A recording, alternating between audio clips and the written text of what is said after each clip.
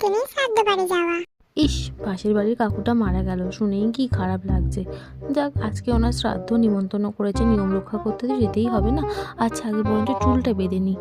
চুল খোলা রাখলে যদি আবার কাজ বাড়িতে যাচ্ছি তো যদি হাওয়া বাতাস লেগে যায়, আমার তো আবার একটুতেই হাওয়া বাতাস লাগে। লিপস্টিকটা অনেক ডার্ক আছে, একটু হালকা করে নিই। এই মাদুলিটা তো খুললে আমাকে হবেই না, মাদুলিটা ঠিক থাকতে হবে। আর এই নখ কেটে একটু গায়ে ভালো করে থুতু দিয়ে নিই। আমার আবার যদি হাওয়া বাতাস লেগে যায়, মা তো খুব বকবে, মায়ের খুব ঝামেলা হবে। একটু যেন মেকআপ না লেগে থাকে বাবা।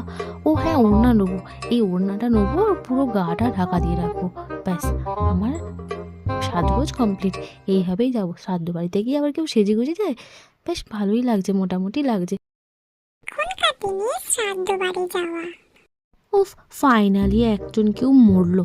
একটা শ্রাদ্ধ বাড়ির নিমন্ত্রণ তো পেলাম। এবার শ্রাদ্ধ বাড়ি যাবো, একটু মেকআপ না করলে হয়? সবাই তো আমাকেই দেখবে, চোখটা